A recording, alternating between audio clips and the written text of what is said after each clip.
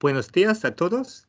Está mi placer de hablar en esta conferencia para los pacientes españoles. Me llamo Anisur Rahman. Soy profesor de reumatología en University College de Londres. I'm not going to speak in Spanish. I can speak a little Spanish, but not enough to give this talk. But it is a pleasure to be invited by my friend, Dr. Jose Pego Regosa, to talk to you today. And he's asked me to talk about our experience of the COVID pandemic in the lupus unit at University College London Hospital, where I work. So let me set the scene for you a little bit. Our lupus clinic has been running for more than 40 years now. And over the years, we've seen 700 patients with lupus. And even now, we're following about 450 patients with lupus. So we see many, many patients with lupus.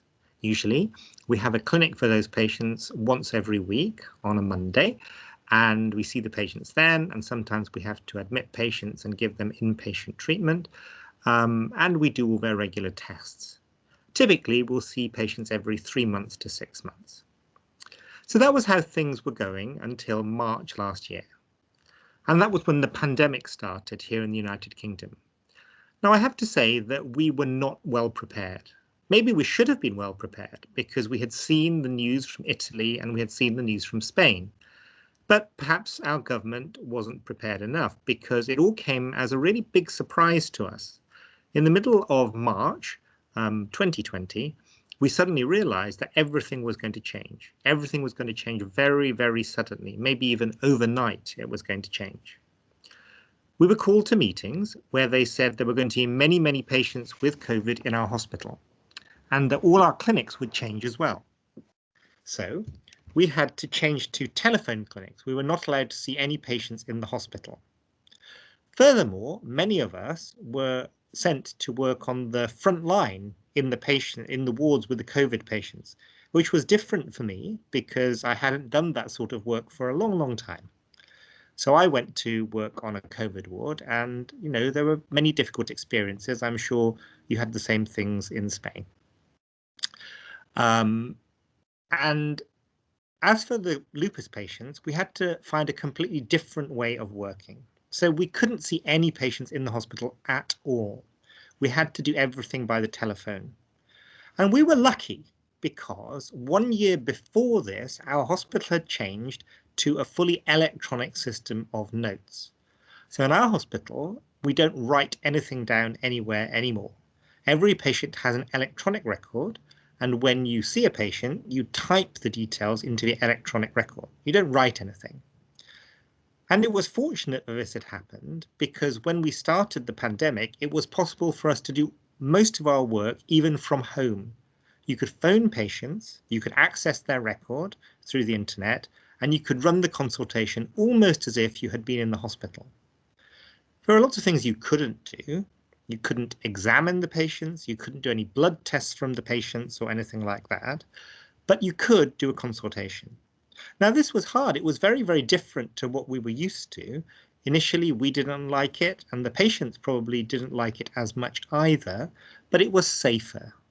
There was a lockdown. Nobody was really allowed to leave their homes for any reason apart from essential ones. So people just couldn't come in to see doctors.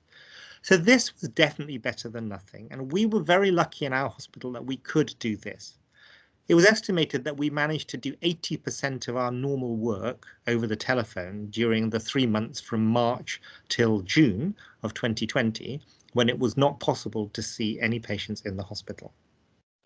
But it really wasn't perfect, though. Some patients definitely did not get the best care that they needed. After it became possible to see patients, there were certainly patients with different diseases who had been active, their disease had been active during the lockdown period, and nobody was able to see them or treat them properly, and that was a problem. But this was only a minority of patients. So the first things that happened were us having to go and work on the COVID wards, do different sorts of work. In fact, I even got COVID myself through working on that ward, which was a difficult experience for me. And secondly, trying to do our normal work over the phone without seeing the patients. So that was the first difficult thing that happened with the COVID pandemic. Now, in the summer, the numbers of COVID patients gradually reduced in the United Kingdom. And so we were able to open up the hospital again and see patients again, but not the same as we did before. There were lots of new rules, like wearing masks and wearing gloves, and there was a limit to the number of patients that you could see in the clinic. So you couldn't see as many as you saw before. We had to choose which patients came to the clinic and which patients we would telephone. So that was a different thing again. And there was a lot of work which had built up during the pandemic period. There were lots of people who we hadn't been able to see, and we had to make extra appointments for them.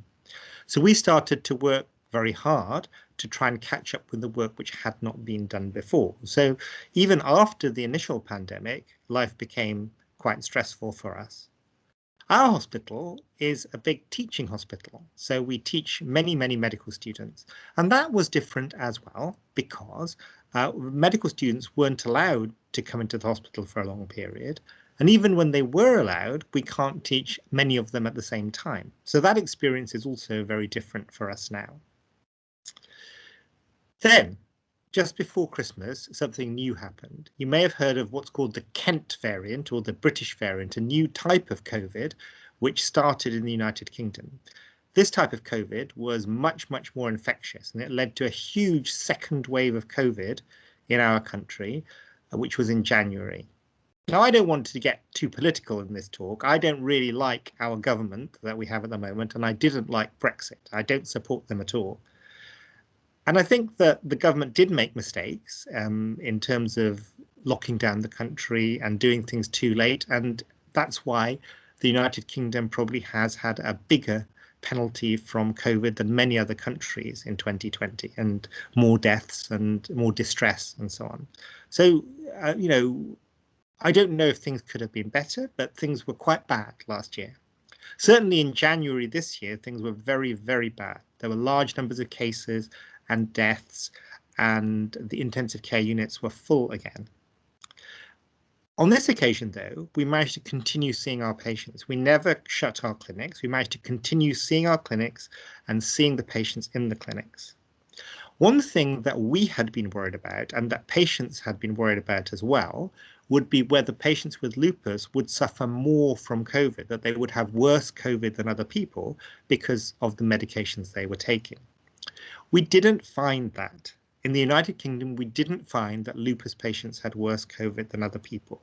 Only a very few of our lupus patients had a bad experience with COVID.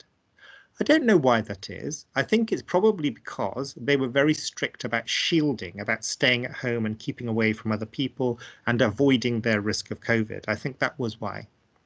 Actually, the only drug that we use, which has been an issue with COVID, is rituximab, a drug which suppresses the B cells. And with that drug, it could reduce the response to vaccines, so that we try not to give that drug just before a person is having a vaccine. And turning to the issue of vaccines, this is where the news becomes much better for the United Kingdom. Our vaccine programme has been really good, and I have to give credit to the government and to the health service for this. At the time I'm talking to you, about 35 million people in the United Kingdom have had the vaccine, and about 15 million people, which is 1/3 of our adult population, have had both doses of the vaccine. And this is because we started very early, probably before most countries, and rolled it out very quickly. And the response has been that the numbers of cases and the numbers of deaths and the numbers of people in hospital have all gone down a lot. So now we are in a much better position. People are feeling happier, more comfortable and safer here in the United Kingdom because of the vaccine. Some people are very worried about the vaccine, and I've had lots of conversations with patients since January this year, people who were not sure whether they wanted to take the vaccine, or they might not want some vaccines, they did want other vaccines. The AstraZeneca one I know has been controversial, particularly in Europe. In the United Kingdom, many people had had the AstraZeneca vaccine before any of these issues arose. These issues are a very rare form of clotting disorder. There have been very, very few people in the United Kingdom who suffered those things. So the advice we have given to patients is that in general, you can take any of the vaccines, even if you have lupus, and they're equally good. People with antiphospholipid syndrome who have an increased tendency to clotting, some people have argued that they should avoid the AstraZeneca vaccine now because of increased tendency to clotting. But lupus in general, we've been advising that any of the vaccines are all right. So to summarize our experience of the COVID pandemic in our lupus clinic, there are several things. Number one, we had to do different work. We had to go and serve our country by treating patients with COVID. It was hard, it was distressing, it was traumatic, but we did it. We also had to carry on treating our patients with lupus and other diseases. And we did it by using the telephone and by using the internet. And I have now become a big fan of telemedicine. I never was before. I never thought that it could be done properly, but I can see now that it got us through this pandemic. It saved us, really. It wasn't perfect. Some patients definitely need to be seen face to face, and the fact that they weren't seen meant that we couldn't manage them as well as we wanted to. But most patients we could. After that, we've had to clear the backlog, the load of patients who weren't seen during the pandemic. We've had to do extra work for that, but we've caught up with most of that. The second wave in December and January was really, really bad, very, very difficult for most people in the United Kingdom. But we managed to carry on seeing our patients with lupus all through the second lockdown, and that was really good. And now things are looking much better because of the vaccine, and hopefully the same will be true for you in Spain. And we hope to look forward to a brighter future after this very difficult year. Muchas gracias. Adiós.